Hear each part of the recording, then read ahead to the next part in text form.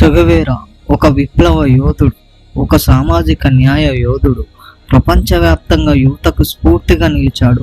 అతని జీవితం ఒక సాహసం, ఒక పోరాటం, ఒక ఆదర్శం. చెగువేరా ఎక్కడ జన్మించాడు, ఎలా విప్లవకారుడిలా మారాడు? 1928 జూన్ 14 అర్జెంటీనాలోని రొసారియోలో ఒక మధ్యతరగతి కుటుంబంలో చెగువేరా జన్మించాడు. చిన్నప్పుడు అతని అస్తమా బాధపెట్టినా అది అతని సాహస స్ఫూర్తిని ఆపలేకపోయింది. బుక్స్, సాహిత్యం, చరిత్ర అంటే చెగువేరాకి చాలా ఇష్టం. అతను బ్యూనస్ ఎయిర్స్ విశ్వవిద్యాలయంలో వైద్యశాస్త్రం చదివాడు. 1953లో డాక్టర్ అయ్యాడు. చెగువేరా ఒక సాధారణ డాక్టర్గా జీవితం గడపలేదు. అతను తన ఫ్రెండ్తో కలిసి మోటార్ సైకిల్ పై లాటిన్ అమెరికా అంతా తిరిగాడు. ఈ ప్రయాణం అతని జీవితాన్ని మార్చేసింది. పేదరికం, అసమానతలు, అన్యాయాలు ఇవన్నీ చూసిన చెగువేరా ఆలోచనలు మారాయి. సమాజంలో మార్పు రావాలి, అది విప్లవం ద్వారానే సాధ్యమని నమ్మాడు.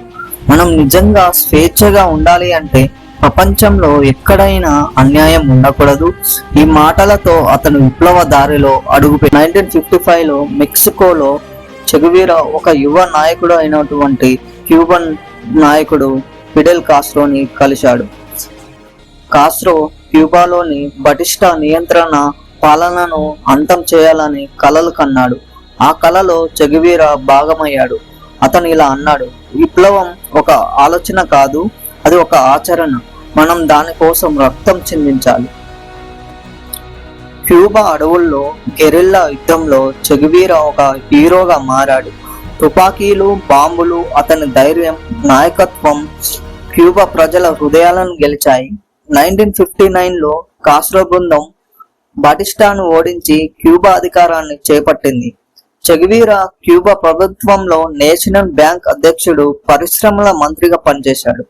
ఆ సమయంలో అతను ఇలా అన్నాడు: మనం ఆర్థిక స్వతంత్రం కోసం పోరాడకపోతే రాజకీయ స్వతంత్రం ఒక కాలి కలలాగే ఉంటుంది. చెగువేరా ఒకే చోట ఆగలేదు. అతని హృదయంలో ఒక పెద్ద కల ఉంది, ప్రపంచవ్యాప్తంగా అన్యాయాన్ని అంతం చేయాలని. చెగువేరా కలలు క్యూబాతో ఆగలేదు. అతను సామ్రాజ్యవాదానికి వ్యతిరేకంగా ప్రపంచమంతా పోరాడాలని నిర్ణయించుకున్నాడు. అతను ఇలా అన్నాడు: విప్లవకారుడు ప్రేమతో నడిచేవాడు, దేశంతో కాదు. 1965లో అతను క్యూబా పదవులను వదిలేసి ఆఫ్రికాలోని కాంగో ప్రాంతానికి వెళ్ళాడు. అక్కడ విప్లవానికి నాయకత్వం వహించాడు. కానీ అక్కడ అతని ప్రయత్నం విఫలమైంది. అయినా చెగువేరా ఆగలేదు. 1966లో అతను బొలీవియా అడవుల్లో గెరిల్లా ఉద్యమాన్ని ప్రారంభించాడు. కానీ స్థానిక మద్దతు లేకపోవడం, అమెరికా మద్దతు గల బొలీవియా సైన్యం జోక్యం వల్ల అతని ఉద్యమం బలహీనపడింది. 1967 అక్టోబర్ 8న చెగువేరా బంధించబడ్డాడు. మరుసటి రోజు అక్టోబర్ 9న అతన్ని హత్య చేశారు. చివరి క్షణాల్లో కూడా అతని ధైర్యం ఆగలేదు. అతను ఇలా అన్నాడు: నన్ను చంపండి, కానీ విప్లవం ఆగదు. నా రక్తం స్వేచ్ఛ కోసం పోరాడే వారికి స్ఫూర్తి. ఆ క్షణం శరీరం మరణించింది, కానీ అతని స్ఫూర్తి జీవించింది. చెగువేరా శరీరం వదిలేసిన అతని ఆదర్శాలు, అతని మాటలు ఈ రోజు కూడా ప్రపంచవ్యాప్తంగా జీవిస్తున్నాయి. ఆల్బెర్టో కోట్రా తీసిన అతని గెరిల్లో హీరోయిక్ ఫోటో ఒక సాంస్కృతిక చిహ్నంగా మారింది.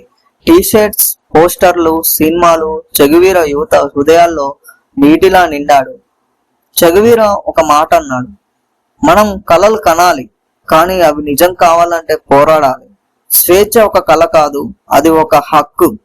చెగువేరా గురించి కొందరు హీరో అంటారు, కొందరు విమర్శిస్తారు. కానీ అతని జీవితం మనం ఒక సవాలు విసురుతుంది.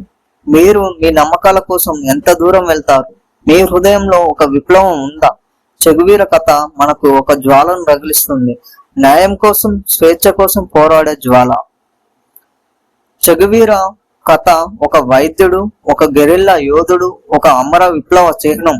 అతని మాటలు, అతని పోరాటం మన హృదయాల్లో స్ఫూర్తిని నింపుతాయి.